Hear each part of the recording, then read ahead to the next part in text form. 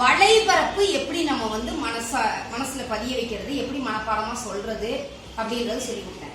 இப்ப என்ன பார்க்க போறோம் அப்படின்னா கன அளவு. அளவியல் என்னது? கன அளவு. அதே மாதிரி தாண்டா கல்வி.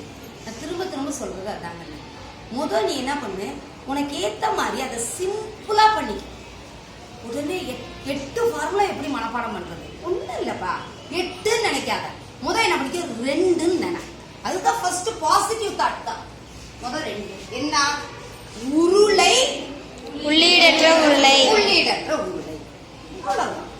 அடுத்தது ஒரு ஜோடி என்ன? கூம்பு இடைக்கண்டம்.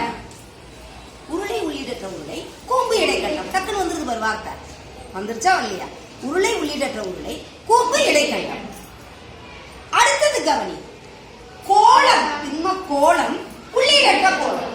கோலம் உள்ளீடற்ற கோலம். அரைக்கோளம் உள்ளீடற்ற அரைக்கோளம். முதல் இது 6 சொல்ல முடியுமா முடியாதா?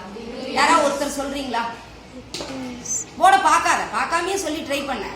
ஒண்ணும் இல்ல, என்ன சொல்லலாம் சொல்லு.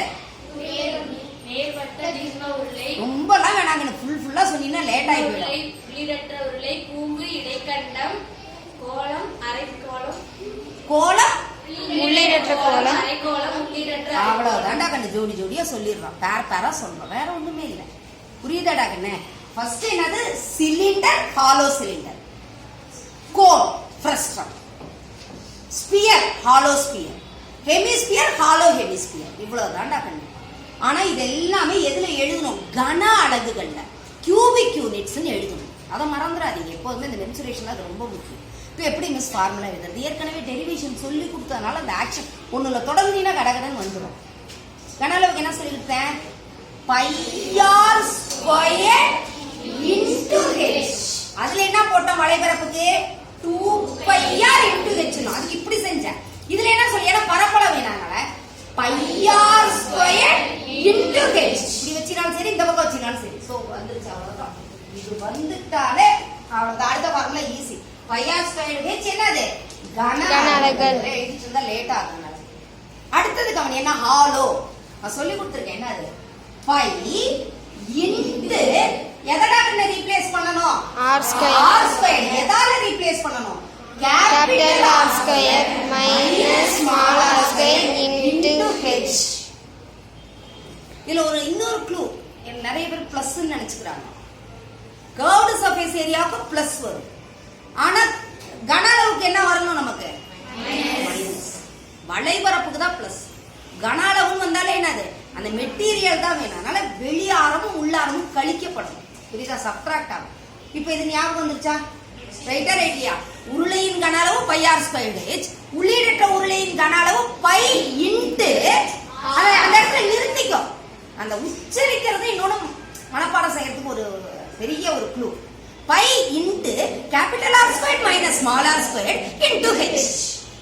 ரொம்ப capital R square minus small r square எனக்கு தெரியும் மிஸ். ஆனால் நான் சொல்லும்போது π into R square minus R square into h cubic units. இது ரெண்டும் சொல்லிடலாமா? டக்குன்னு சொல்லிடலாமா இல்லையா?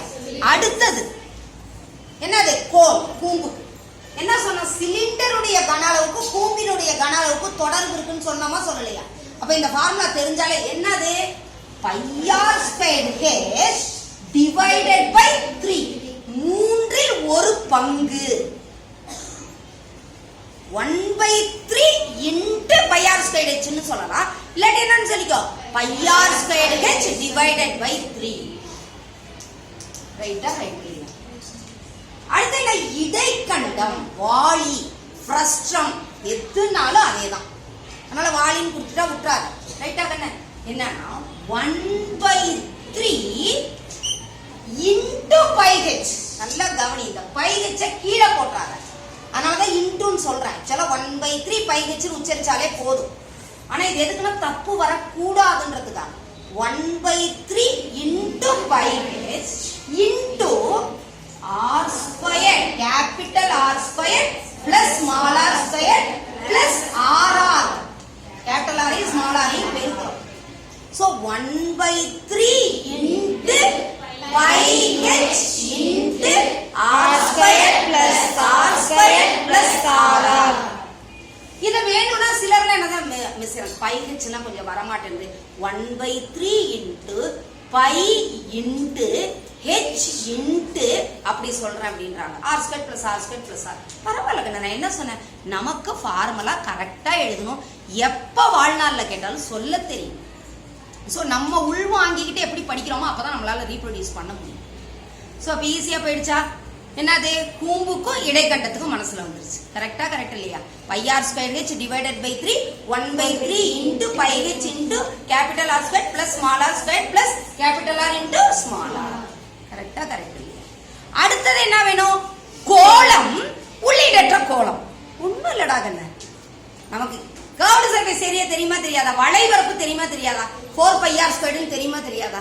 அத ஞாபகத்துல வச்சுன்னா இதுல செஞ்சிடலாம். என்னது, 4/3 இங்க பை ஆர் ஸ்கொயர்டு ஹெச்சுக்கு பதிலா pi R cube. Pi R cube ஏன் அப்படின்னா, நல்லா கவனி, அந்த கோலத்துல உயரம் என்ன வரும்னா ஆரமே தான் உயரமாகும். அந்த நாட்டுக்கு நல்லா தெரிஞ்சுக்கும். அது தெரிஞ்சுட்டா இங்க ஹெச்ன்ற வார்த்தையே வராது அப்படின்றத முதல்ல மனசுக்குள்ள வச்சுக்கணும். அப்ப ஹெச்சுக்கு பதிலா என்ன வந்தது, இன்னொரு ஆரே வரும். அப்போ 4/3 pi R cube. 4/3 into pi R cube. உனக்கு உடனே பை ஆர் ஸ்கொயர்டு ஹெச்னு வந்துச்சுன்னா ஞாபகம் வச்சுக்கோ. நம்ம செஞ்சு பார்த்தோம்ல, அதை ஞாபகம் வச்சுக்கோ. ஸோ மையப்புள்ளியிலேருந்து அப்படி எடுக்கும் பொழுது நமக்கு ஆரமே தான் உயரமா வருதுன்னா இல்ல எந்த தப்புமே வராது. உள்ளீடற்றது ஈஸியா? திண்மத்தை கண்டுபிடிச்சாலே உள்ளீடற்ற ஈஸி. என்ன அது, 1/3 4/3 miss pi 4/3 into pi into என்னடா கண்ணே, capital R cube minus small R cube. எல்லாமே கனால இருக்கு.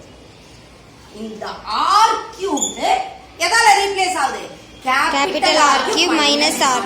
ஈஸியாடா கண்ணே, ஈஸியா இல்லையா? Yes miss. அடுத்தது என்னது, உள்ளீடற்ற இல்ல திண்ம அரைக்கோளம். அடுத்தது என்னது, திண்ம அரைக்கோளம். நம்ம ஏற்கனவே படிச்சிருக்கோமா பாதின்னு. அப்ப என்னது, 2/3 பை ஆர் கிடைச்சா இல்லை, pi R cube. Pi R cube கன அலகுகள். அடுத்தது என்னது, உள்ளீடற்ற அரைக்கோளம். ஹாலோஸ்பியர் இதனுடைய கன அளவு. ரைட்டா? அப்ப என்ன வரும், 2/3 into pi into capital R cube minus small R cube. சிலருக்கெல்லாம் என்ன இன்டுன்றது நல்லா தெரிஞ்சிருக்கணும். புரியலன்னா நீ இன்டு சிம்பிள் கூட போட்டுக்கோ, தப்பு கிடையாது. ரைட்டா? ரைட்டு. இப்ப அப்படி பேர் பேரா சொல்லணும். நல்லா கவனி மிஸ் எப்படி சொல்றேன் அப்படின்றது. கோளத்தின் கன அளவு பை ஆர் ஸ்கொயர்டு ஹெச். எல்லாமே கன அளவு. நான் ஒரு தடவை சொல்லல. கோளத்தின் கன அளவு என்னது, பை ஆர் ஸ்கொயர். உருளையின் உருளையின் சரி, உருளையின் கன அளவு பை ஆர் ஸ்கொயர்டு ஹெச் கன அளவுகள். உள்ளீடற்ற உருளையின் கன அளவு pi into R squared minus R squared into H. ஒரு ஜோடி முடிஞ்சுதா? அடுத்தது கூம்புக்கு வா. கூம்பின் கன அளவு pi R squared H divided by 3 இல்லையா, 1/3 into pi R squared H கன அளவு. வாளி இல்ல இடைக்கண்டம் ஃப்ரஸ்ட்ரம், புரியுதா, 1/3 into pi H into capital R square plus small R square plus capital R into small R. 1/3 into pi H into R square plus R square plus R R. அடுத்தது என்ன வேணும் நமக்கு, கோளத்தின் கன அளவு 4/3 பை ஆர் கியூப் கன அளவு. அடுத்து உள்ளீடற்ற கோளத்தின் கன அளவு 4/3 into pi into capital R cube minus small R cube. ரைட்டா? அடுத்தது என்னது, அரைக்கோளத்தின் கன அளவு 2/3 pi R cube. 2/3 into pi R cube. உள்ளீடற்ற அரைக்கோளத்தின் கன அளவு 2/3 into pi into capital R cube minus small R cube. புரியுதாமா? புரிஞ்சுதா புரியலையா? ரைட்டா? நான் சொன்ன மாதிரி தான். இப்ப சப்போஸ் உனக்கு நேரடி இந்த உருளை நம்ம ஆரஞ்சு படத்துல செஞ்சு பார்த்தனால மனசுல நிக்குதுன்னா உருளையை கூட நீ ஃபர்ஸ்ட் சொல்லி எந்த பேர் ஜாஸ்தியா உனக்கு மனசுல நிக்கும் அப்படின்றோ நீ அது மாதிரி சொல்லு. இல்ல மிஸ் இந்த ஆர்டர்லயே தான் நான் பண்ணிக்குவேன் அப்படின்னாலும் சொல்லு. எப்ப கேட்டாலும் என்ன தூக்கத்தில் எழுப்பி கேட்டாலும் ஃபார்மலா முதல் சொல்ல தெரியும். அது மனசுல இன்னொன்று உள்வாங்கி கரெக்டாக புரிதலோட படிச்சுன்னா உனக்கு மறக்கவே மறக்காது. சரியாடா கண்ணு? Very good.